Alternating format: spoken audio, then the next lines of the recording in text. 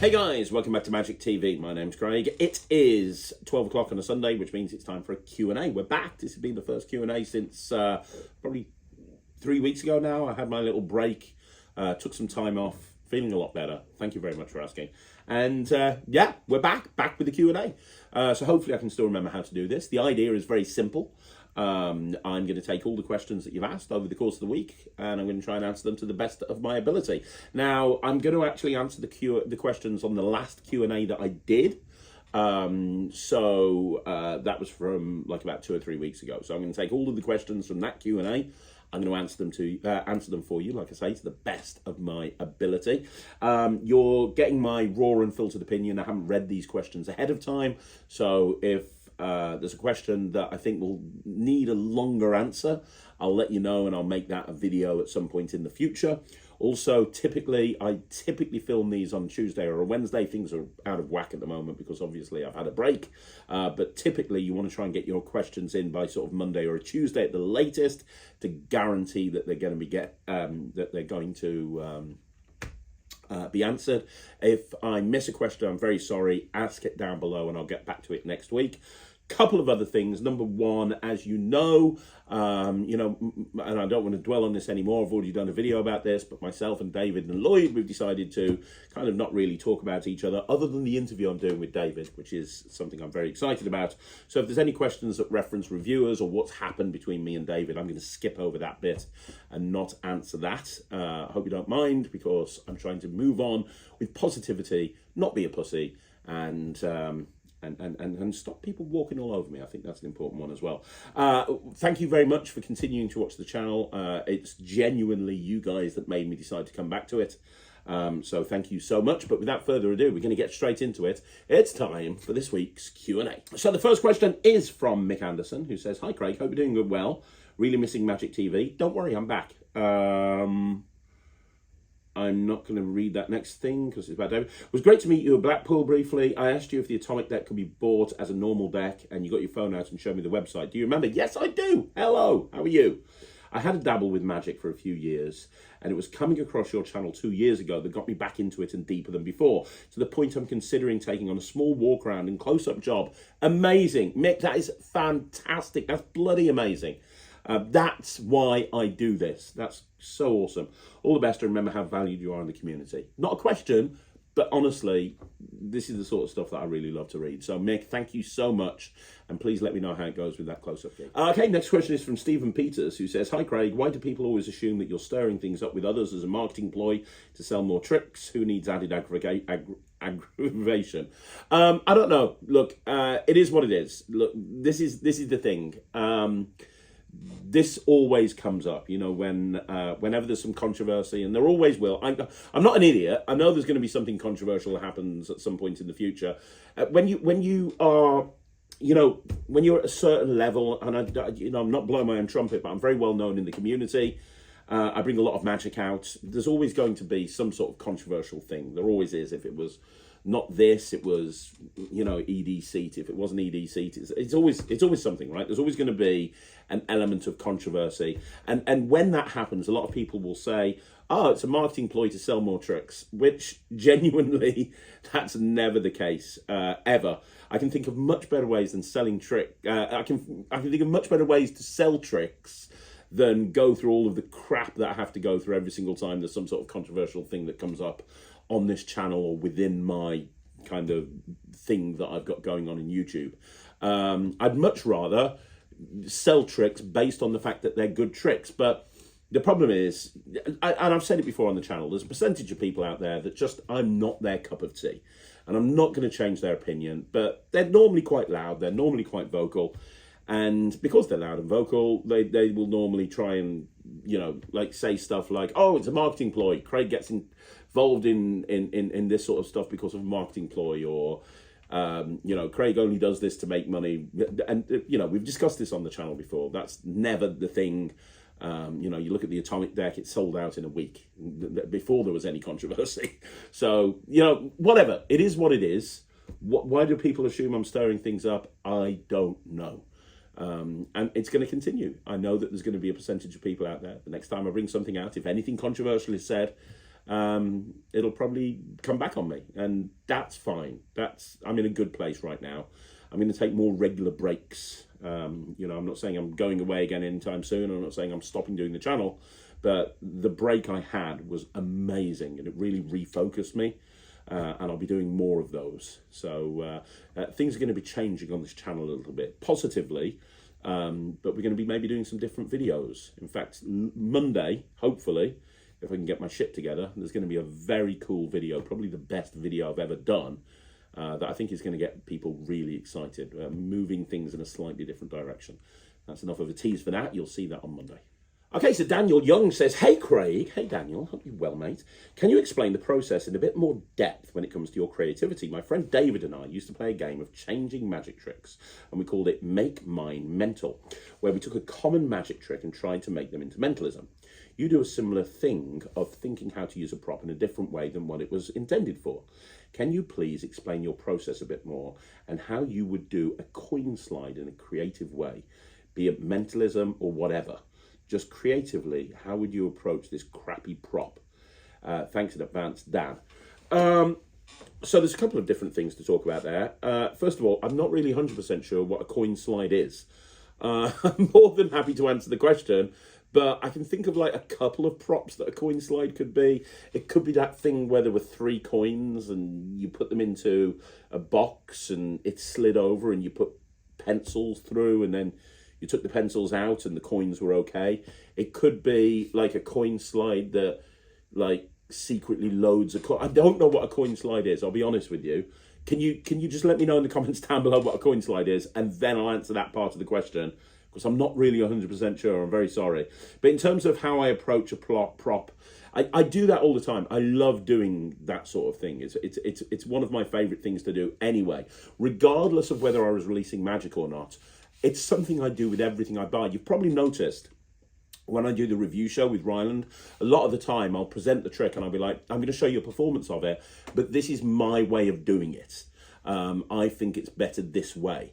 And I do that an awful lot, regardless whether I'm releasing a trick or I'm not releasing a trick, and I can't help myself. And I think it's very important for people to do that, or at least get to the point when you first get into magic, you just buy the trick, you learn it, you do it as the instructions say. But I think as you evolve as a performer and as you evolve in this industry, in this community, one thing that you should be doing is you should be trying to critically look at a trick and go, right, okay, so this is the trick, this is what it does, how can I make it my own? And I think that's really important. And you can make it your own in so many different ways. It could be presentationally. It could be from a technical point of view.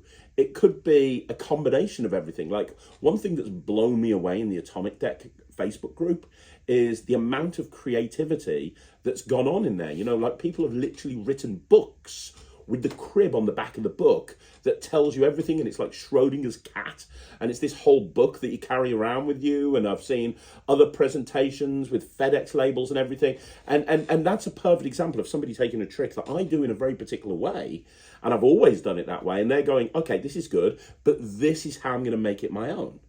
And I think that's really important. So making a trick your own is for the evolution of you within the magic industry.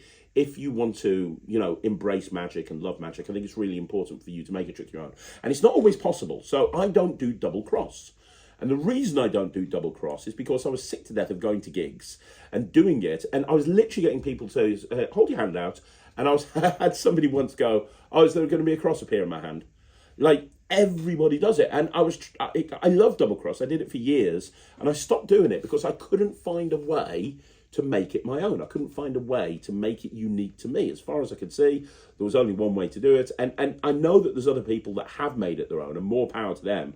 I just couldn't come up with a satisfactory method for doing it. So in terms of how I actually approach making a trick my own, this could be a video in its own right. And to be honest, I think that I should make this, because this could be like a 1 hour Q&A just on this subject. And if I carry on for too much longer, I think it's going to turn into a 1 hour Q&A just on this one question. But I think it's a great question. I'll definitely do this as a video at some point in the very near future. I'm quite excited about talking about this. But in terms of making a trick your own, one thing that I would say, and one thing I do, is I look at it and I go, right, okay, what is this trick intended to do? What does this trick do? And you kind of, and normally, I mean, I know that there's tricks out there, normally with my name on it, that have got like 20 or 30 routines. But a lot of tricks that come out, there's one thing that it does, right? So you look at it and you go, okay, right, this is the trick. This is what it does. How can I, if I take that thing that it does and I put it to one side, what else is this capable of? And I'll use the Svengali deck as an example because I bought out the Svengali deck project. I've got more routine. I can probably do a second Svengali deck project in all honesty. But the Svengali deck is a great example. So what does the Svengali deck do? Well, 9 times out of 100, 99 times out of 100, not always. There's some people out there that have got some great uses for the Svengali deck. Eric Stevens, I'm looking at you. But 99 times out of 100, if you see someone doing the Svengali deck, it's the standard Svengali deck pitch. So when I started working with the Svengali deck years ago, I was like, okay, this is what it does. If I don't do that, what else is it capable of? And it's about looking at what the prop is. So what do we have here? Well, we have 26 force cards and we have 26 regular cards, and you can display the deck so you can show that they're all force cards or all regular cards, and it's a very easy force. Right, what can I do with that? And if you've seen the Svengali deck project, the first approach I took with the Svengali deck was, well, what happens if they don't pick a force card? What happens if because typically that's what a lot of people do. They have the person pick a force card. What happens if you don't pick a force card? What happens if you pick something else? What happens if you pick one of the regular cards? Well, how would that help then? What will that help? Well, what are the parameters of the deck? Well, every other card is a force card, and you know, one of the routines that I do on the Svengali deck project is I do a trick where I put an envelope down on the table, and I talk about there's a prediction in there. And I show a deck of cards, and I literally have them say stop anywhere they want to. I show the card. I say, do you want that one or do you want to carry on? If they want to carry on, they can. They can keep going until they find a card they're happy with. And then I take the envelope, I open it up. Inside is a card, and you take the card and you turn it over. And it's let's say the force card is the 4 of hearts. It's the 4 of hearts, but written in the 4 of hearts is written inside the 4 of hearts is the card that they named. And how that works is inside the envelope's a double-backed card. And then what I've done is, let's say it's a 4 of hearts force deck. On every 4 of hearts, I've written in Sharpie marker in the middle of the card what the name of the card was above it in the stack. So I can then turn around and I can take out a deck of cards, I can take out an envelope, and I can say, I'll tell you right now, there's no 4 of hearts in this deck. The reason there's no 4 of hearts in the deck is because the 4 of hearts is here in this envelope. But I wrote something on the 4 of hearts. Okay, that's the premise. Now I bring the deck and I have them say stop anywhere they want to. First of all, I can show it's all different because of the Svengali deck principle. And then I can have them say stop. And I can show them the card they've stopped on. I can show it everybody. I can show it me. I can look at it. I can say, look, Queen of Diamonds, are you happy with that one or do you want a different one? And if they want a different one, I can carry on dribbling. I can get them to go. It makes no difference because we're using the Svengali deck as an open index. So let's say they stop on the Jack of Clubs eventually. I just put that entire packet to the bottom, showing the Jack of Clubs again, but the top card is the force card next to the Jack of Clubs, which has got Jack of Clubs written in the middle. So all I have to do is get a break underneath that card, open up the envelope, pull the double backer onto the deck, do a double turnover. They see the 4 of hearts with Jack of Clubs written on it, and I can deal that onto the table or give it them to look at. And they don't see anything here because it was a double backer. And then to reset, I just take that card back, turn it over, do a double turnover, put the double backer back in the envelope, and I'm reset, ready to go again. So that's an example of taking this Svengali deck and going, well, okay, everybody uses it for that force card. That's the reason that's used, for the force card. But if we take that force card and we don't make that part of the trick, what could that force card be used for? And in that particular case, it's being used to create an open index. So the spectator can have any card they want to, they can change their mind, they can change their mind, they can change their mind, and yet the prediction that's been on the table from the very beginning matches the card that they picked. So really, I mean, I'll do a video on this, but ultimately what I would say, step 1, look at the trick and work out what the effect is. Number 2, put a pin in that effect. Number 3, figure out what the parameters of the deck is, what it does, what it's made up of, what individual elements there are that make up the trick. And then 4, think about how you can use all of those elements in a different way that creates a completely different trick to the trick that was intended for. And when you've worked that out, then you go back to the beginning and you do it again, and you do it again, and you do it again. And when you've got 20 or 30 of those routines, you release a project. That's the basic version of it, but we'll get into it in more depth at some point in the future. Okay, so we've got another question from Daniel Young, who says, "Hey Craig, hope you're well and all that." Yeah, I'm very well, thank you, buddy. "Do you have a process for determining whether a trick is crap or not? Is it just audience testing? And when creating, do you filter out the crap, or do they all end up on your 10-hour tutorials? Or are you hoping that someone sees something that fits them and showing that you have indeed thought of everything that's possible with the effect?" Okay, great question. So my process, right, okay, that's a great question, actually. No, when I release a project, Focus had 40 tricks on it. I think that's the biggest one I've ever done. Focus had 40 tricks on it, although I've come close with this thing that I've done for Chris James and Jao Miranda. But 40 tricks on Focus, right? There were 100, and I stripped it down to 40, okay? When I go to Penguin Magic, when I'm there, the first day, I'll sit down with Sean Dunn and Mandy Roth, and they will literally have me show them every single trick on every single project. And they'll go, "Yep, we'll have that one, we'll have that one, we'll have that one, we'll have that one. We won't have that one, not have that one." And it's fine. That's the process that Penguin work with. Murphy's, I'm allowed to kind of be more self-editing, if that makes sense. But yeah, from my point of view, when I release a project, there's no crap on there. Now, one man's crap is another man's treasure. I know that there's some people, for example, there's a trick on The Bag Reborn by Alakazam. There's a trick on there that somebody said to me at Blackpool, it's the best trick that they've ever done. They do it at every gig. And then literally the same day at Blackpool, somebody came up to me later on that day and went, "I love The Bag Reborn. I didn't like that trick. I thought it was shit." And that's the thing. One man's trash is another man's treasure. And I never know. Look, every trick I've released when it's a multi-effect project, I've had people turn around to me and go, "This is my favourite trick. This is my favourite trick." And it's always a different trick. So you kind of never know, if that makes sense. You never ever know. So first of all, I'll sit there and I'll create the tricks, right? And when I'm creating a project, again, let's use Focus as an example. I'll have the deck in front of me and I'll spend like a year just constantly going, okay, what can I use this for? And it's a little bit like the question you asked before, but with my own trick. So what's Focus intended for? Well, it's a marked deck, and there's this, and there's this, and there's this, and you can have it in stack, and there's 2 sections, and right, okay, what are the tricks that I intended this to be used for when I created the deck? Right, brilliant. Let's put a pin in those. What else can I use it for? What else can I do with it? And some of those ideas are rubbish. I have the idea, and I try it out, and what I'll do is I'll video myself. I'll sit here like this, and I'll video myself performing the trick, and I'll look back and I'll go, "That's a bit shit."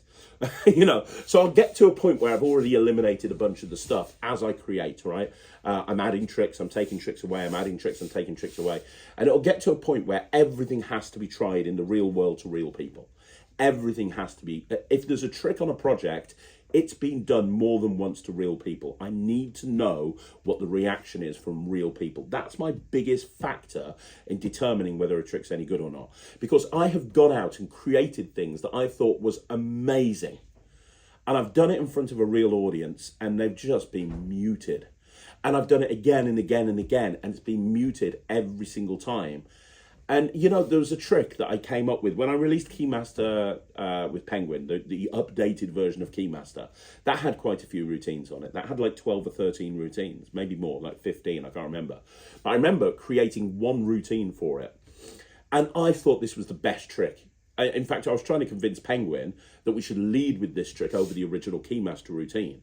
And I created it. And I couldn't get a reaction to it, no matter how I tried. And when I don't get a reaction, I don't just bin it immediately. I try to analyze why I didn't get a reaction. Okay, was it my fault? Obviously, it's my fault. But presentationally, was it an issue, or was it something obvious, or what was going on? So I tried to change this around. I changed the presentation numerous times. I changed the handling numerous times. People just didn't care less about the effect. So we binned it off the project. And sometimes you have to do that. You'll have something that you think is amazing, and you'll try it out to real people, and it's just not. It just doesn't work. And it's a real shame, because that can happen sometimes, but you have to be ruthless when you're creating magic, and you have to go, okay, this doesn't work.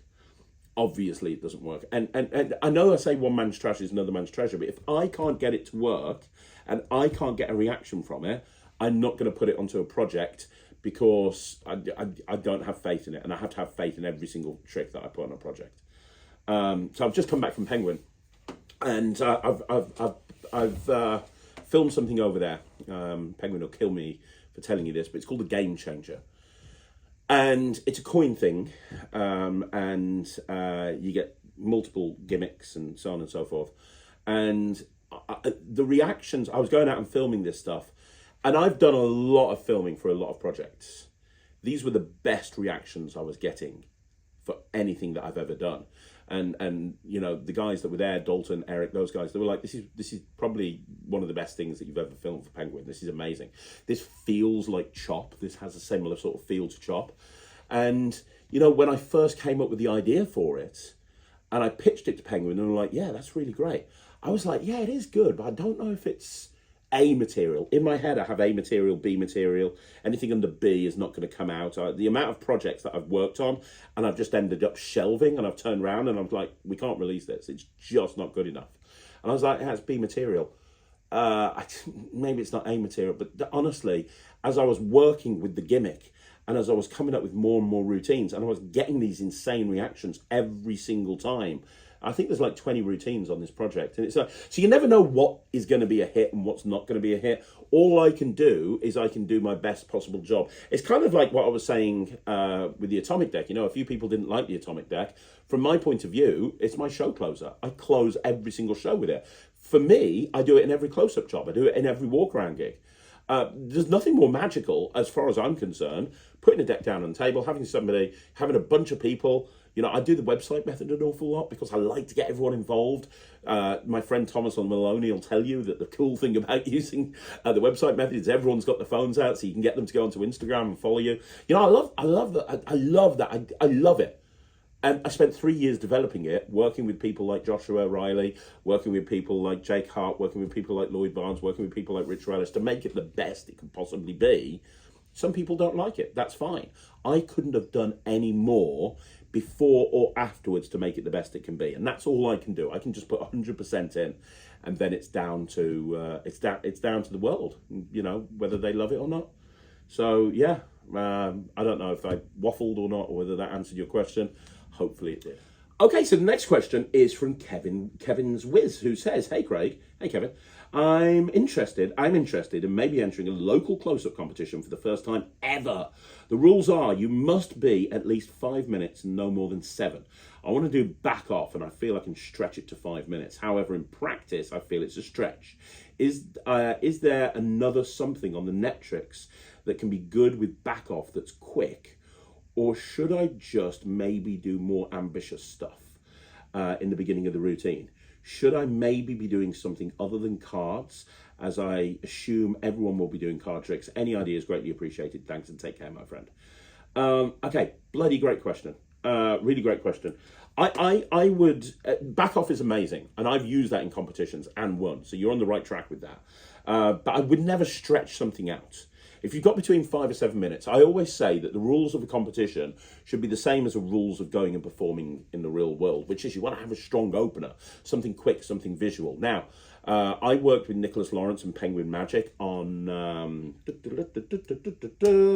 Vanishing Card Box, right? The Vanishing Card Box with the card. I absolutely love that. I really, really, really love that as an opening routine. I think it's great because you can do it in like 10 seconds and it establishes credibility straight away. So I would consider maybe doing that. But for magicians, I do it a little bit differently. So what I do, and this is really cool, I have a deck in my pocket which is got a deck of cards in it, right? So I have a deck in my pocket which has got a deck of cards in it, and normally it's a mnemonica deck because it's a great way to switch in mnemonica. And I have a deck of cards but without the box inside Nicholas Lawrence's gimmick, the vanishing card box, right? So in the competition, you'd walk out and you go, "Hey guys, my name's Craig. I'm going to show you a card trick. I want you to watch very carefully. I want to make sure that you're really observant before I start my act. So I've got 3 questions. Question number 1, what color is this card? It's black, very good. Question number 2, what color is the box? It's red, very good. Question number 3, where is the box? Oh, here. No, these are just the cards. And immediately you've got a vanish of the box and the cards are still there. For magicians, that's the strongest way of using that. And put the deck on the table, and I say the box goes into my pocket, and I bring the other box out and put it on the table. They think that's an empty box. Now, I say, anyway, let's get into a card trick. Do me a favor, take a card. So they take a card. I say, show it to everybody. As they show it to everybody, I just swing down with the deck and I ditch it into my back pocket. Right, so the deck is switched into the back pocket except for the top card. So I come back up a little bit like card to box, and I've got 1 card here. So I take the card and I say, look, I'm going to put your card down in the middle of the deck. How many cards down? Well, about 26, right? Watch. Did you see it go? No. And now you show that there's only 1 card here. And you're just holding a double. And you say, look, the entire deck vanishes except for the card. Where does it go? Into the box. And you have them open up the box. And inside is the deck, and you can have the double backers set up on top, ready for back off. So you're covered, right? What an amazing opener. Takes about 1.5 minutes. Now, if you don't want to do that, and you don't want to do the deck vanish, don't. Just vanish the box. So just have the box vanish, and then just go into your pocket, and then get into it. The other thing that I would do, if you want to extend back off, you're left with 3 double backers, right? There's a routine on the Netrix, and I can't remember what it's called, but it's a really killer routine where you have 2 double backers. I think they're called emergency aces or something. You have 2 double backers that you throw on the table, and the idea is that you say, hey, the thing with these cards, they've got backs on both sides. You can get any card that you want to. So you have them, you take the first double back and you split it into 2 aces, and you have the second double back and you split it into 2 aces, and it's a great ace production. Well, as you're left at the end of back off with 3 double backers, and because with back off, there's not really a setup to the deck as such, you know, there's no setup other than the 3 double backers on top. You could, in essence, have everything that you need set up on top of it for an ace production using the double backers. So you could do back off, have the 3 double backers on the table, have 2 people pick cards, right? They pick the cards and they lose them in the pack. This is all on the Netrix. Have them lose them in the pack. And you say, now the thing with these cards that have got backs on both sides, you can make them look like anything. You've just got to split them open. Let me show you what I mean. Let's say I was in a card game and I needed 2 aces. You split that card open and you got 2 aces. If I take this other card that's got backs on both sides and you split that open, I've got 4 aces. But you picked 2 cards, didn't you? What was your card? What was your card? You then take the last double backer and you go, and now that's the 2 selected cards, right? And what a great way to end that set. So you've made the double backers appear, but then you've done something else with the double backers.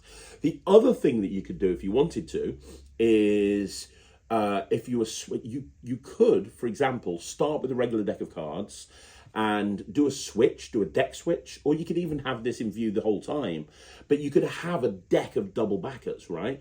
So you could have a full deck of double back cards. Why would you want a full deck of double back cards? Well, after you've done double backer, after you've done back off, and you've ended up with 3 double backers, you could then take the card, put it into the middle of the deck, and pick the deck up and turn it over, and because there's backs on both sides, they won't know that you've turned it over, and say, look, I'm going to make your card turn over in the middle of the deck. Spread it out, their cards turned over in the middle of the deck, and you say, of course, the thing is, the reason that works is every single card's a double backer, and now you show that all of the cards are double backers, and it would have a very omni-deck style effect. I talked about this sort of thing on my project Cheeky with Alakazam. But yeah, that's really the best way that I would approach all of that. So hopefully that makes sense. But regardless of what you do, good luck in the competition. Okay, so the next question is from RGT Tex. How you doing? He says, hello, Craig. Always thank you for Magic TV. You're more than welcome. This isn't a question, but call me nuts. I decided to modify Big Blind. It wasn't cheap and took 3 sets, but I removed the magnets from all but the value chip. I then cemented the suits into 4 separate chips, which I keep in a TCC purse, along with the OV chip and the unloaded, only magnetized value chip, and they fit perfectly. I became attached to the idea because I wanted a participant to have free access to all 3 chips for examination. What are your thoughts on this modification? And this is something, was this something you had done in prior versions? That's an amazing idea, a really great idea. I haven't had that exact idea. The first way of doing Big Blind, when I first came up with it, was having an index of poker chips. So there weren't inserts or shells when I first came up with the idea. It was having an index of poker chips. And so I had the 4 suit poker chips, and I had all the value poker chips, and I had like a pocket full of poker chips that just wasn't very practical. That's the closest I've come to your method.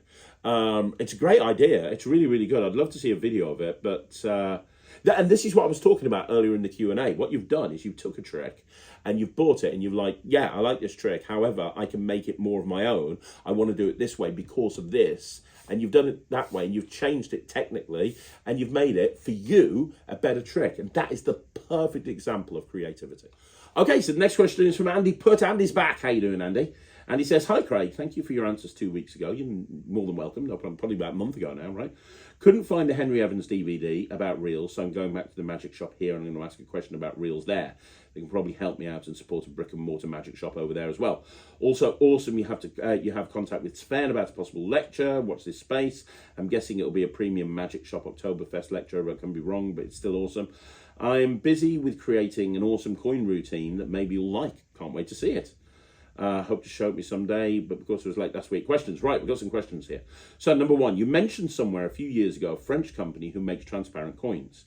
I can't find the company anymore. Can you remember what that company was? No. Let me see if I can find it. Ah, yes. I've got it. I've got it.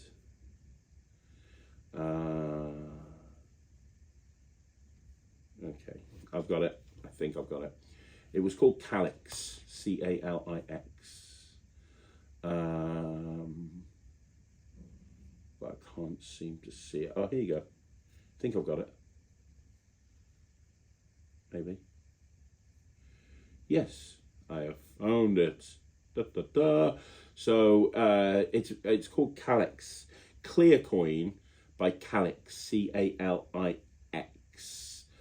And the website that I found it on here is a French website, lepresti.fr, lepresti.fr.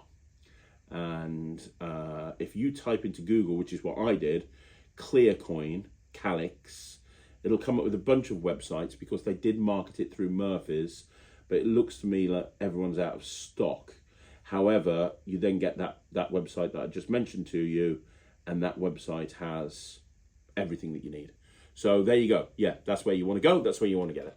Okay, so the next question from Andy Putt is, do you know a coin purse or a wallet that can change 4 dollar-sized coins for 4 other dollar-sized coins? Quiver Plus is too small for it, but I wanted to carry it in my pocket, so switch boxes are off the table for me. No, I don't, actually. That's a really great question. No, I don't. No, I don't. 4 for 4, having 8 coins in there. Yeah, Quiver Plus would be a bit too small, to be perfectly honest. I can't think of anything that you could use to switch 4 for 4. Chris James has a product coming out at some point which could do that, and it's called the Sparrow. I don't know when it's coming out. I don't know which company it's coming out with, but I know it's been in development for about 3 or 4 years. And knowing how that trick works, you could definitely make that sort of switch happen with the Sparrow. So that's the only thing that I can think of. I can't think of anything else. Nothing that's on the market, because we're dealing with big coins. Let me have a think and see if there's something that I can think up for you. But, you know, short of having 4 coins in one pocket and doing like a Juan Tamariz crossing the gaze switch, I don't see another method of doing that. Okay, so next question by Andy Putt. I saw Tobias Dostal 2 weeks ago for a lecture, and damn, that man is freaking creative. Yes, he is. He's a creative powerhouse. Talking about him, are you planning on reviewing Optix Pro he bought out with Henry Harrius? Yes, I've got it at home, and it's something that I am going to be reviewing. And if it's not in the plans, can you add it to the plans for reviewing it? I am going to review it. Also, have the product. We want to hear your thoughts about it. Just like with Paradox Cube, I already had it, but I watched your review show special of it. Thanks in advance. Keep up the good work. See you over here. Yeah, I will be reviewing it. TDLR, it's brilliant. It's freaking amazing. But I do have other thoughts on it as well. So hopefully, now that we're back into the swing of things here, me and Ryland will be banging out that review in the next week or two. Okay, so the final question from Andy Putt is, I see that the Blackpool is doing full 4 days next year. Will the Craig and Lloyd meetup still be on the Wednesday? I'm planning Blackpool Magic Convention 2026 for me, and I'm going for the first time, but I want to experience the full thing. I haven't spoken to Lloyd about it yet. It will probably still be on the Wednesday. I can't see that we'd move it to the Tuesday. It's really down to a few different factors, one of which is Lloyd, one of which is... one of which is Lloyd, one of which is Russ Brown, the House of Secrets, probably Jake as well. I need to speak to everybody. But yeah, 100%, it'll definitely be happening. We've done it for the last 3 years. We'll definitely do it next year. But as for which day, I'm not too sure yet. Probably the Tuesday or the Wednesday. Okay, so the next question is Shadow of the Flame, who says, hey Craig, second time commenting. Welcome to Magic TV. Thanks for the quick and inspiring response to the first. I don't quite know how to phrase my next question, but hopefully you'll be able to decipher it. As someone who's quite an amateur but loves magic theory, I feel I kill a lot of tricks before I've given them time to grow. They don't fit my character and goals, etc. Would you recommend just doing tricks, even ones you don't feel keen on, just to learn the ropes more, or should I continue to stay on a narrow path and perfect the ones that fit, even if I even know what fits at this stage? Thanks, and keep doing what you do. It's a great question. It's a great question.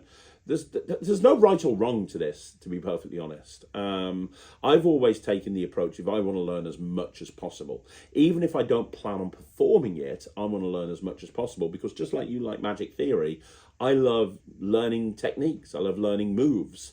I love learning about the different ways that different people approach different concepts, because that helps me as an artist, that helps me as a performer, that also helps me as a creator.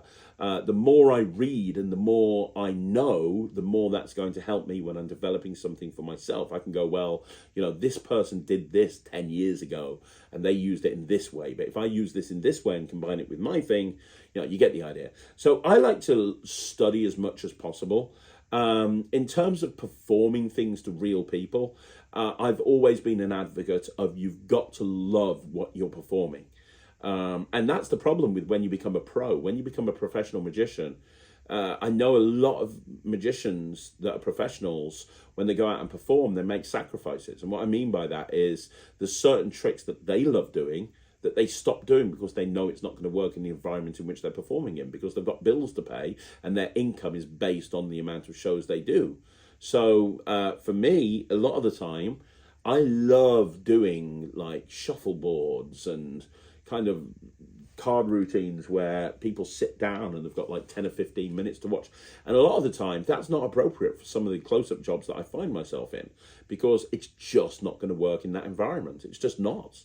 If I'm doing a walk-around gig to 500 people, I'm not going to be able to do a trick where I have to sit down and spend 15 minutes building up to one big massive crescendo. So, as much as I love doing those tricks, unfortunately, as a pro, I have to take them out of my repertoire, and I do them whenever I can, which is few and far between. Now, with with somebody who performs socially, that's not the case. Because when you perform, typically, it's kind of more in a social situation. So you can do the type of magic that you love performing. Absolutely. And that's what I would say. I would say, find your own path. You say, should you learn the ropes more or continue to stay on the narrow path? I think both. Only perform the tricks that you love, only perform the tricks that speak to you. But at the same time, the more you learn, the better the performer you're going to be. So don't stop learning. Don't stop, just because you see something and you go, well, that's not for me. That's never going to be for me.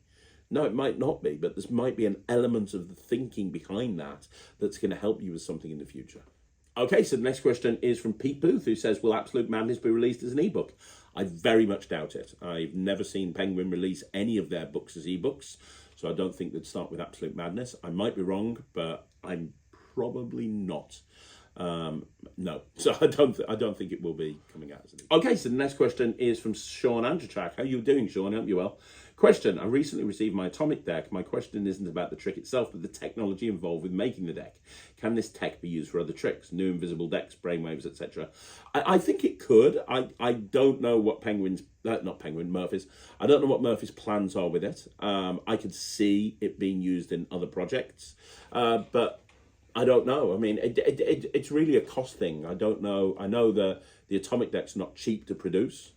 And invisible decks are quite cheap to buy, right? And how Murphys typically make those invisible decks and all those rough and smooth decks is they have a team in their warehouse that are literally roughing cards all the time. So you got to ask yourself a question: how much is the cost? Because you can't suddenly charge double for an invisible deck and go, well, you know, we've made the technology better behind it. You know, so it was fine with the atomic deck because it's a new deck, right? There's nothing comparable to it. So, but with an invisible deck, it is. It's like, do you want this invisible deck or this one that's twice as much, but the technology is better? So, it would really be a business decision from Murphy's point of view. What's the cost difference between producing it this way versus this way, and how much would that increase the price? And that's basically above my pay grade, so I have no idea, I'm afraid. Okay, so the next question is Graham Wizardo, who says, hi Craig, I was wondering if there's any other tricks I could do with people who have dementia. I go around to homes just to make their day. I mostly do sponge balls, they love the colours. It's very difficult using cards, as they only have a memory which lasts 5 seconds. I've also done coining glass. Any ideas or help? If you could reply to this, please. Thank you, Graham. I don't really know much about dementia. I obviously know, but I'm not an expert at it by any stretch of the imagination. But what you've said here, you do mostly sponge balls because the colours. You don't use cards as they've only got a memory which lasts 5 seconds. I would say a lot of sort of tricks that are designed for kids would work in this environment. So you said sponge balls work really well. Anything that's kind of visual and colourful, I think would work great. So for example, top of my head, some silk type magic, like taking a silk and putting it in your hand and making it vanish. Or maybe a 20th century silk type thing where you show a couple of silks, put them here, make a silk vanish, pull it there. So really quick visual stuff that's over in a second, like making a knot appear in a rope, you know, colour changing records, that sort of thing. Maybe card manipulation, like making cards appear one by one. You said coining glass works really well. So, you know, stuff like, you know, really simple, quick visual coin magic, like, you know, like muscle passes to make it look like the coin is falling up, you know, flurry type routines, a jumbo coin production. That's kind of the route that I'd probably be going on based on the information that you've given me. I would say that's the way to go. Okay, so the next question is from Divishan Magician, who says, can SiriX Pro X by Hansen Chen be done with a Spectators phone in a formal parlour show? You can just reset it and give them the phone back after the show. Is this something you would do? Not really. I suppose you could do it. You'd have to, I mean, it makes the trick a lot more difficult because what you'd have to do is you'd have to switch their phone for the gimmick. And then you'd have to have the case, you'd have to so most people that have a phone have a case for that phone. So you'd have to take the phone out of the case, then you'd have to switch it for another phone, but it would have to be out the case because the effect with SiriX Pro is you have to put the phone in a case in order to make it disappear. And then the problem with that is everyone has different coloured phones. You know, there's not one size fits all. The SiriX Pro gimmick is designed to make the phone look black, the back of the phone look black. But like, I've got a grey phone. Sarah's got a pink phone. Everyone's got different phones, and then normally you can't tell what colour the phone is because it's in a case. So what are you going to do? You're going to borrow the phone, and you're talking about in a show. So what, you're going to go in a show and you're going to go, right, I need to borrow a phone. Who's got a phone? Well, first of all, you're eliminating all of the Android phones. So now you have to go, I need to borrow an iPhone. Who's got an iPhone? And somebody puts their hand up and you go, great, can you take it out the case? And you look at it, and now it's a different coloured back, it's a pink one. And you're going to go, no, put that back in the case, I need a different one. Because you're going to have to switch it for the gimmick, and the gimmick is black. There's no way in the world people will not realise that this pink phone or my grey phone is now a black phone. And then, why are you taking it out of a case to put it back into another case? Why did you even take it out? Why not just keep it in that case? You know, there's so many flaws and holes in this idea. I'm not saying that it can't work, but I think that there's better... in effect, what you're talking about here is vanishing a spectator's phone or turning a spectator's phone into glass. There's far more easier methods to achieve that sort of thing than using SiriX Pro. You know, so much easier ways to make a phone disappear. And then kind of giving the phone back after the show is weird. From a routining point of view, the only reason that I would vanish their phone is to bring it back. So me and Matt in our Illusion show, we do a vanishing phone. We make a phone vanish. And it's a great trick, actually. You make a phone vanish in a bag. So we put it in a bag, we get them to hold onto the bag, and the phone disappears inside the bag. But it appears inside the masterpiece. We do the masterpiece with the phone to bring it back, right? So it appears inside a glass box that's been on view the whole time. Inside, doesn't really matter. The point is, I wouldn't just make it disappear and then after the show go up to them, because I'd be freaked out if you borrowed my phone and it vanished, and then like did half an hour more of the show and didn't bring it back. I'd be like, hang on a minute, where's my phone? And then you come up to me after the show and you go, here's your phone back. You know, only make the phone disappear if you're going to make a magical moment of it. And if you're going to make the phone disappear, there's better ways to do it. Okay, so the next question is from Divishan Magician again, who says, what should you say if you have a booking through an agent and someone asks for a business card? I told them, look up AOK Entertainment and my profile is on there, but they said they won't remember it, so can you just give me a direct business card? But obviously you shouldn't do that if you book through an agent. What is the right response in this situation? Well, the right response is to turn around to them and say, no, I've been booked through the agent, you're going to have to contact the agent. Get out a double blank card, or get a piece of paper and write down the agency website address. But in all honesty, what you should be doing is if you're getting booked through that agent on a regular basis, ask that agent for some business cards.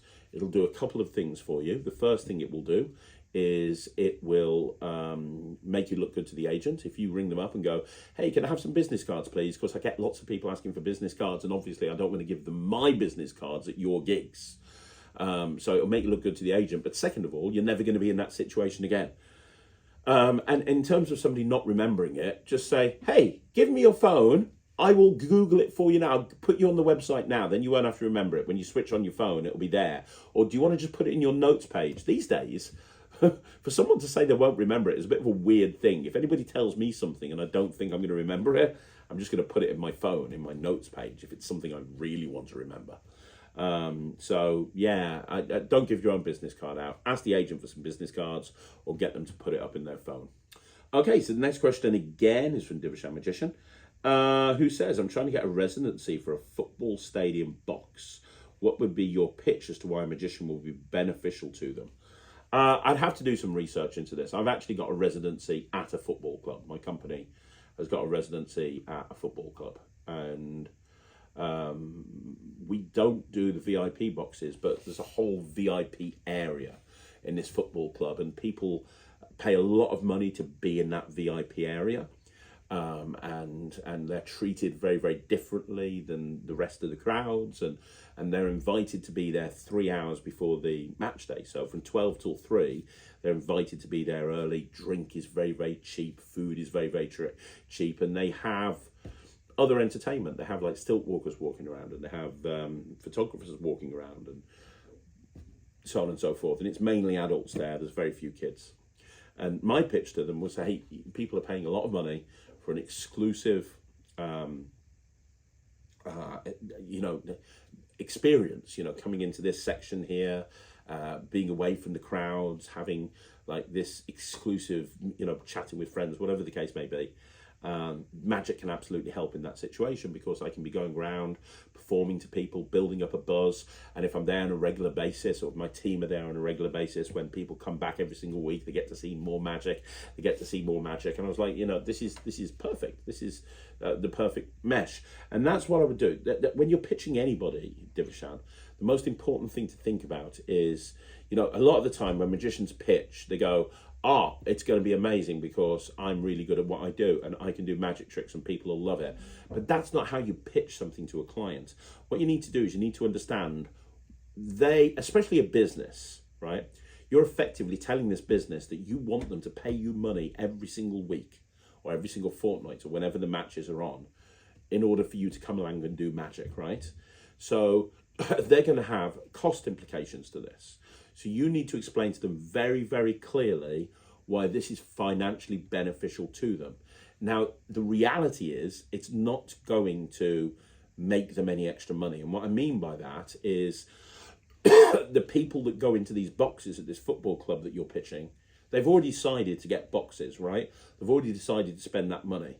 That money, that decision was made regardless of whether there's magic happening or not. That decision was made based on everything else the football club are offering, whether it be, like exclusive boxes, food. Well, I don't know what the thing is that people are paying for to get the boxes. I barely watch football, but there's some, they've paid that money. Nobody has gone, well, you know what? I would have bought one of those VIP boxes, but you haven't got a magician. So as far as I'm concerned, it's game over. I'm going to Manchester United. No one's ever said that. So when you go and pitch this company, you can't turn around and say that you're going to make them money because you're not. They would have sold that box whether you were there or not, right? Especially as a lot of the time, people that buy corporate boxes of football clubs, it's for client events. It's to impress their clients. Hey, come along to my corporate box and come and watch the game with me and have dinner. It's kind of like keeping up with the Joneses a lot of the time. So the way that you would go in and pitch this is to show how you can add value to their proposition to their customers. And that would involve an element of market research as well. So I would look at I would figure out who their competitors are. Maybe it's other football clubs in the area. I don't know. Maybe I don't know what it is. But figure out who their competitors are and if they have magicians. And then you can go and you can say, look, the people that pay for these boxes, that they want an experience. They're paying for an experience, not paying to watch the game, because if they just wanted to watch the game, they could have got a normal ticket and sat in the crowds with everyone else. They're wanting an experience. They're wanting what a lot of people haven't got. The reason a magician will work in this environment is because it adds to the experience that the person is having that's sitting in that box. I can blah, blah, blah, blah, blah, and then go into it. But you need to figure out their pain points. What is the reason why they should have a magician? You want to solve the problem that they didn't even know they had. That's the biggest piece of advice I can give you. Figure out what their problem is and solve it without them even realizing they had that problem. So you bring the problem up and you solve it, and that's that. Think about wedding fairs. I know you do a lot of wedding fairs. Why do people want to book a magician? You don't just go in and go, I'm a great magician. You tell them why magic works at a wedding. So tell them why magic would work in that situation. Okay, so next question is from my friend Warren Treadaway, who says, hey Craig, hope you and your family are well. Great show as always. Congratulations on the latest releases. Some absolute killers. Thank you. I'm not sure you perform the classic com game, the 3 shells, but if you do, is there a particular shell set that you favour, and if so, why?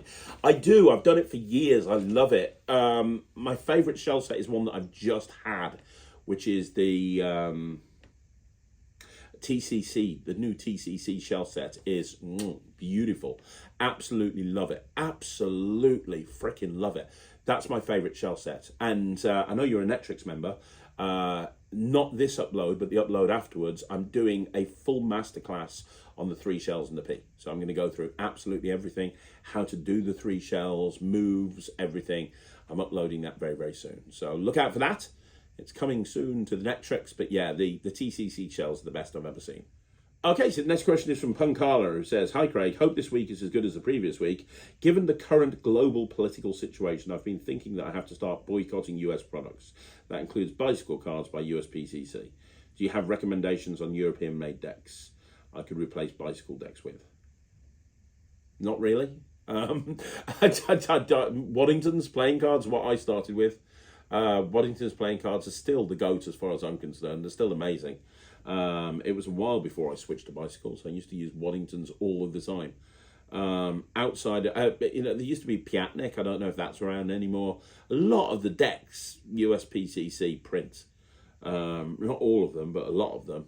Made playing cards are good, but they, TCC have some good decks. They're printed in China, I imagine. They have some good decks. The Triumph decks, they're really nice. I've been playing around with some of their decks. They're really good. But the only European deck that I can think of is Wellington's. So I don't know. Hopefully that helps. Maybe try a deck out, see what you think. Okay, so the next question is from Flixer9398, who says, "Hi Craig, recently started doing a similar trick to your variation of the 10-card poker deal with Evoke, but using tarot cards. The problem is most people I perform it to think them having the 5 positive cards was a coincidence rather than them thinking positively or a trick. How do you deal with that?" Really, it's to do with the presentation. You have to be very specific as to what you're saying right at the very beginning. It's not a coincidence if something happens and you say that it's going to happen. So in the case of, I don't use tarot cards, but in the case of Evoke, you go, look, I've got a deck of cards here. Now, these cards all have emotions on them. You'll notice there's positive emotions and there's negative emotions. Can you do me a favor? Can you take out 5 positive emotions? Things that you really feel comfortable with, the things that fill you with joy, 5 positive emotions that you feel really positive about. Now, I want to take out 5 negative emotions that you don't like. Maybe you've felt these in the past, you never want to feel them again. Maybe it's something you actively avoid. Fantastic. Now, do you believe in the power of positive thinking? If you believe positive, if you put good things into the world, good things will happen, positive affirmations and all of that. We're going to try and do something right now. And I promise you, what you're about to see will only work if you believe in positive thinking. So even if you're skeptical about this concept, for the next 2 or 3 minutes, can you please try to think as positively as possible? Would that be okay? Fantastic. Because when you see what happens at the end, if you think positively, you're going to, boom, and you're into it, right? But that way, there's no ambiguity. People can't think it's a coincidence if you flat out told them what you're going to do, right? So yeah, there's nothing else I can say about that. Other than, get them to shuffle the cards. That might help. Obviously I use Evoke and then marks. That makes things easier. But yeah, that's really the best piece of advice I can give you. Just spell it out to them very, very clearly beforehand. And then it can't be a coincidence because you've told them exactly what's going to happen. Okay, so the next question is from Amanistan, who says, "Hi Craig, I'm on the subject of coin magic books. Have you seen the new release Coleco by Rick Holcomb, put out this week by Vanishing Ink? I'm a big fan of Rick and I think you'd like the routines in the book. I think he has a talent, as do you, for making routines that are achievable for hobbyists but still feel very magical." Yeah, absolutely. In fact, on the plane over to Columbus, and all the while I was in Columbus, and on the plane back from Columbus, I was reading the book. That was my going away book to read, and I'm going to give it a full review soon, but TDLR, I freaking love it. It's amazing. I've got a lot of coin magic books. Coin magic books are my favorite type of magic books, and that is right up there with the best of the best. Okay, so the next question is Sandro G99, who says, "You mentioned that you came to Portugal. I am from Portugal. Would you be in any particular place? If possible, it would be an honor for me to meet you in person. I know it might not be possible due to a busy schedule, but it's worth trying." Well, I'm not in Portugal anymore, but I am going back. I was there with João Miranda. So if you just Google João Miranda offices or headquarters or whatever, that's where I was. I don't know where that was. I was about 15 minutes away from the airport. João drove me around everywhere, booked me into a hotel, took me to some really nice restaurants, and we spent 2 days filming. Now, I am going back to Portugal at some point in the future because João and I are going to be working on something else. I don't know whether that's going to be, but I'll be shouting about it from the rooftops when that happens. And I'd be more than happy to meet up with anybody while I'm there. Obviously, I typically have a very busy schedule, but I've always got time. So yeah, I'm going to be back. I don't know when. Hopefully it'll be soon. Okay, so the next question is from John2239, who says, "Hi Craig, I wrote a few weeks ago and asked if you were going to demonstrate a few routines using the Tribloon set, as I'm still on the fence regarding whether to purchase it or not. I just wondered, are you still planning on doing a demonstration? Many thanks for your input, Craig. Best wishes, John M." Yes, everything got put on hold during my hiatus away from Magic TV. while I was kind of away in America, finding my smile. But that is something that I want to do. But I would imagine by the middle to the end of April, that video will definitely come out. So, like I said earlier, there's going to be a few changes on Magic TV. Although I'm still going to be putting out a full schedule, I don't intend to kill myself like I did in the past. Like in the olden days, you know, I would be getting up at 5 o'clock in the morning to film videos. If I had to go away for a few days, I would be getting up at 5 o'clock in the morning. Or, like I said to you the other day, I remember going to Britain's Got Talent, and Ryland's there. It's on the day of him on Britain's Got Talent, and I'm there in the morning filming videos because I don't want to miss out. If I have to miss a day every now and then, that's exactly what I'm going to do. What's more important is that I don't get into my situation like I was a few weeks ago when I just felt overwhelmed and I didn't want to do this anymore. And so the way to make sure that doesn't happen is to, you know, be a little bit more realistic with my schedule. I'm still going to be putting up a ton of videos, but it might be slightly less at various different points. But yeah, that is a video that I definitely do want to do. So leave it with me, and I can't see why it wouldn't take any longer than a week or two to get up. Okay, so the next question is Eamon Duhan, who says, "Hi Craig, always been a big fan of yours. Thank you very much. I just got Big Blind. It's my favourite product of yours. I need some advice. I've been asked to put on a wee magic show when I go on holiday to Ireland in July. Not a paid gig or anything like that. It'll be for a mixture of kids and adults in someone's house or in a corner of a small club. I've only ever done close-up magic, and I was thinking along the lines of doing a mini chop cup routine, a rope routine, like Fibre Optics or Daryl's rope routine, Matthew Garrick's GR ring routine. I mostly do cards and coins, though. Would close-up magic work for kids in general?" Yeah, close-up magic works for kids. Absolutely works for kids. I mean, you've just said 3 routines that I would recommend there to you, which is chop cup, Fibre Optics, and a ring routine. Works for adults, it works for kids, it plays to a big audience, but it's also the perfect thing to do close up. Those 3 tricks are brilliant. Coin magic, I would do coins to glass. That would be a great one to do. Coins through table is another one. If you do a 3-fly would be good. My friend Nemid Phoenix, who is an incredible magician, at every single event where there's kids, if he's doing a show, he does Miser's Dream. Miser's Dream works brilliantly. Anything like that would be great. Cards across for kids works really, really good as well. Anything like that is perfect. And don't stress about it. Have fun with it. You know, at the end of the day, they're not paying you. You're doing them a favour for them. The fact that you've brought up things like GIR and Fibre Optics shows me that you've got chops.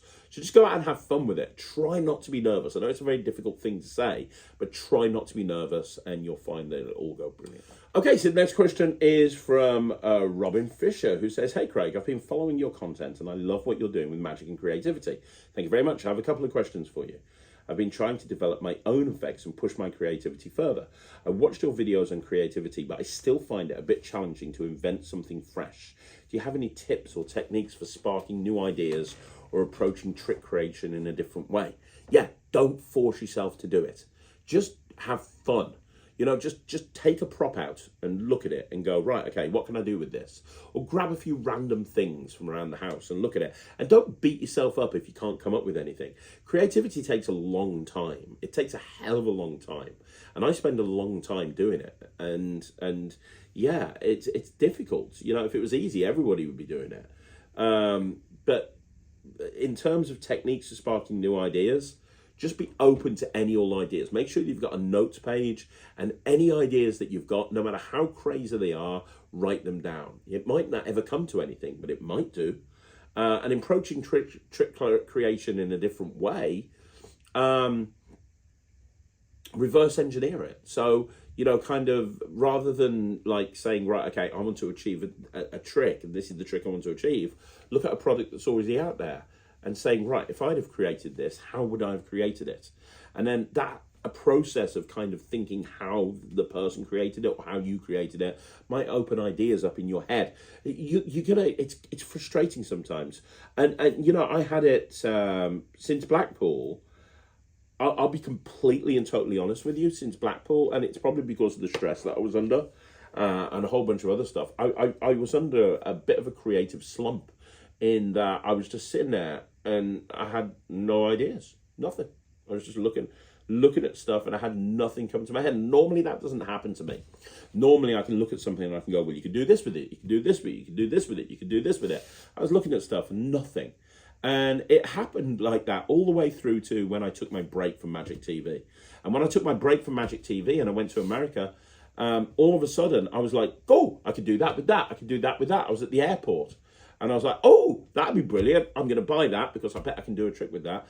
And it all came flooding back. And I think it was because making that video of, hey, I'm taking a break, and knowing I didn't have to do any other videos for a while, and knowing I was kind of free for a bit and able to kind of sort my head out, really de-stressed me, and that kind of opened the floodgates. So sometimes it might be a psychological thing that's just blocking your creative process.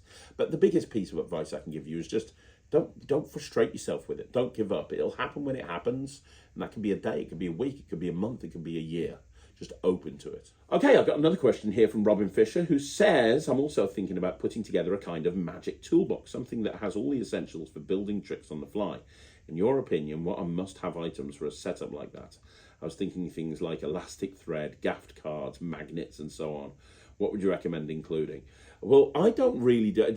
Everything you've just said there is designed to make flap cards and things like that. And I don't really do the flap card thing. I think about all the tricks I've ever bought out. They're not normally about making a really clever gimmick. I don't think I'm ever going to release a gimmick card, a gimmick flappy card. I don't think that's ever going to happen. So with my the way I approach creativity, I would much rather have a toolkit that would have some double backers, some red double backers, some red-blue double backers, some blue double backers, some blank face cards, some blank back cards, some double blank cards, some Sharpies, some stickers, different coloured stickers. That's the sort of thing that I like doing when I'm creating magic. I kind of like grab gimmick cards. I'm like, okay, this is a double backer. What can I do with this double backer? That sort of thing. So, yeah, that's what I'd say. I'd say every magic toolbox is going to be different to each individual person. Your toolbox sounds like the sort of thing that Lloyd would put together. And there's nothing wrong with that because he's a creative bloody genius. But that's not the way I create. And I think that's the most important thing. Different people create things in different ways. I'm never going to sit there. If you put me in front of some magnets and some elastic thread and a gaffed card, I'd look at it and I go, yeah, I don't know how to, but give me long enough, I might be able to make some sort of rudimentary crappy flap. But in terms of doing something with it, I think that the worst thing that ever happened to magic was the flap card. Because everybody now thinks they're a creator because they can do a flap card in a slightly different way. My advice is take the toolkit, fill it with whatever you think you need to be creative, and then try to create something that's unlike anything that's been seen before in terms of gimmicks. So, try to create a gaffed card that's unlike any other gaffed card you've seen before. Robin Fisher has one more question, which is, I saw that your son Ryland plays the drums. I used to play a few years ago, then I stopped for a while and recently got back into it. Does Ryland still play the drums? Yes, he does. He's got a drum kit in his room. He's got a drum kit at the bottom of the garden. It's probably below, it's kind of magic, basketball, baseball, chess, Nintendo, VR, Nintendo, drums, but it's definitely on the list. Okay, so That's Magic says, Craig, you're an absolute hypocrite. You're the first one to say in your videos that old people on magic forums are destroying young magicians' confidence because of their lack of viewers, subscribers, and not to compare. But big dude, that's exactly what you did on the video of the masked guy who exposed you. Even if I think that's you behind the mask, but hey, what will you say that I only have 10 subs, so I need to piss off as well? I don't care. Okay? Not really know what you're trying to say here, buddy. But big dude, I'm big dude, I think. But big dude, that's exactly what you did on the video of the masked guy who exposed you. Oh, we're talking about the guy with the mask. And I said that whole thing was hilarious. And you're saying that you think it was me. Okay, right. I'm not going to get into this, dude. I said that I was going to be less of a pussy on this channel, and I am going to be less of a pussy. If you don't like my content, don't watch it. I don't care whether you've got 10 views, I don't care whether you've got 100 views, I don't care whether you've got 1,000 views. You think that I'm mean because somebody made a video slagging me off and didn't have the balls to actually say who they are, but instead used a voice changer and instead wore a mask and decided to expose me to the Magic community because he didn't like the way I review tricks. By the way, that's not an expose. I've been doing that for years. Everything that he said in that video wasn't an expose in any way, shape or form. But whatever, you think I'm a mean guy because I went on that video and said that I found it hilarious? I don't give a shit what you think, man. I don't care. I don't care if you've got 10 views. I don't care whether you've got 5 views. I don't care whether you think that it was me behind the mask, which it wasn't, by the way.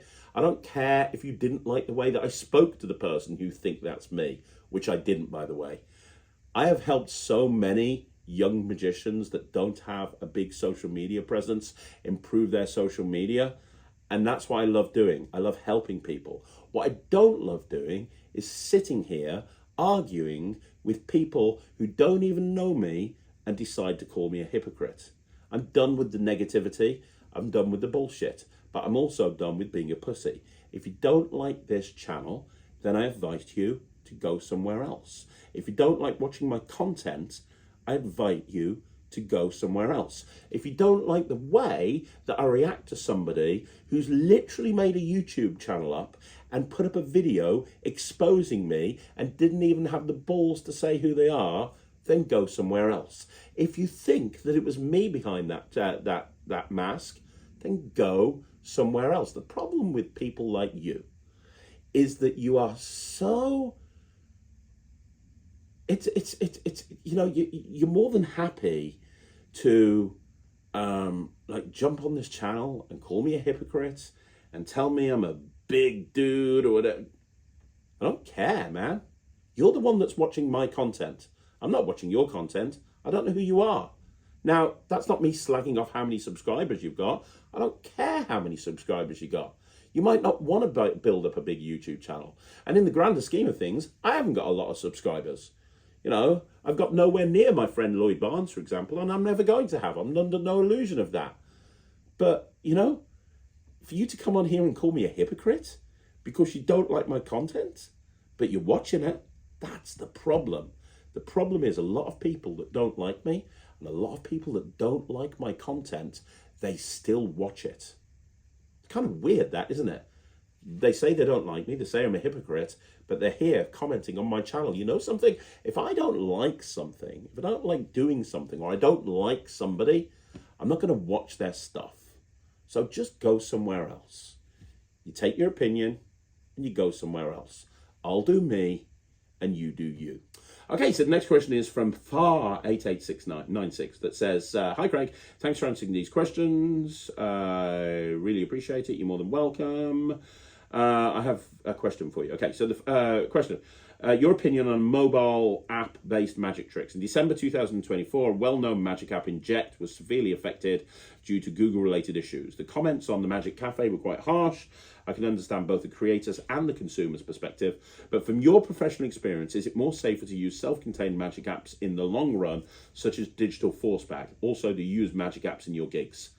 I don't really use magic apps where you kind of connect to another phone, you know, like Inject and Wikitest. I know that they work really well. They're great. Don't get me wrong. They're fantastic.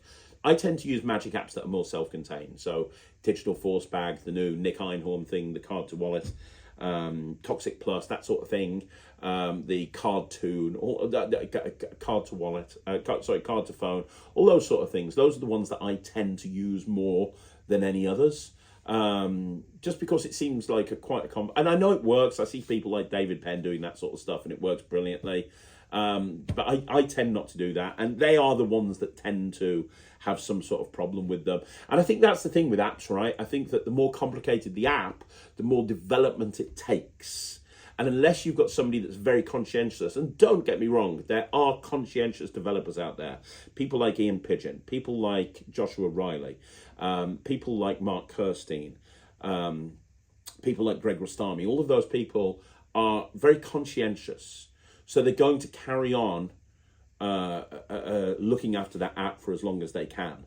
But you don't know what's going to happen. Mark Kirstein could end up in a fatal car accident tomorrow, and then what's going to happen to all of those apps?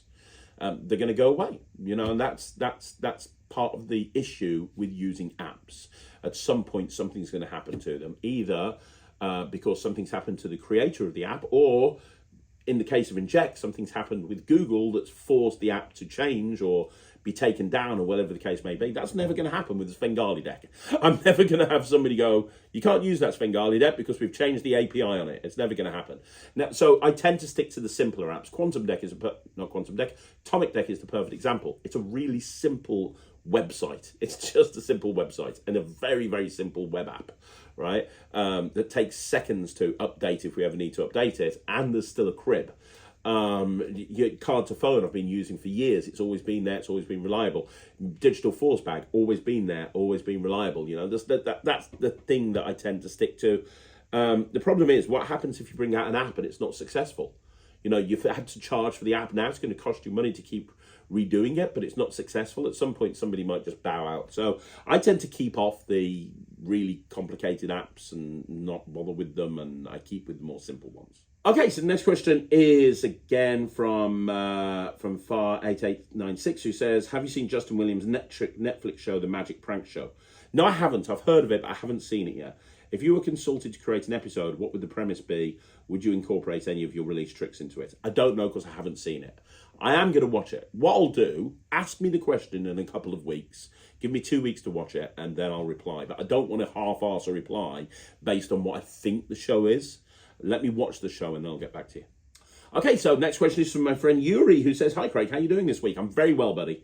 Hope you're right. I am. I actually had a question of something I'm recently doing. I have a huge collection of Magic DVDs, and that brought me to a question. What are your favourites and maybe most underrated Magic DVDs? I don't know if you already have a video about this, but maybe that's a fun idea. Thanks again for answering so much every week.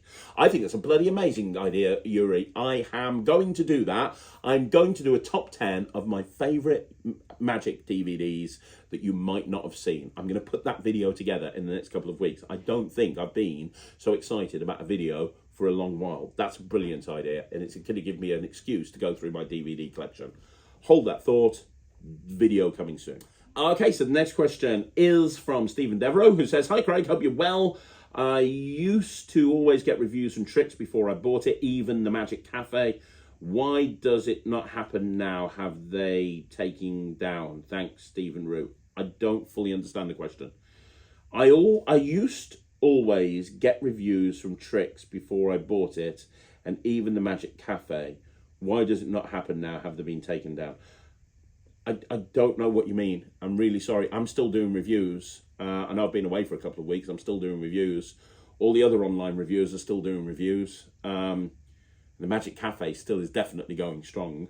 Can you clarify? Can you ask the question again? I don't really fully 100% understand what you mean. As far as I'm aware, reviews are still happening more than ever, to be perfectly honest. Trust me, I know. So I don't really get the question, but ask it down below. I'm really sorry. I must have missed the point, but ask me below and I'll answer it next week. And the final question is from the Diabetic Donkey, 2578, the Diabetic Donkey, who says, I was just looking at his, oh, okay, interesting. It's a nice picture. Diabetic, oh, there you go, sorry. Diabetic Donkey, who says, no one gives a shit, Craig. That's what he says. Yeah, I've just lost it. Let me just go back to it. It was the last question, wasn't it? There we go. Nobody gives a shit, Craig. Nobody gives a shit, Craig. I don't know what that means. Probably somebody else who doesn't like me. Telling me that nobody gives a shit about the Q&A. I've just spent the last hour and a half answering 35 questions.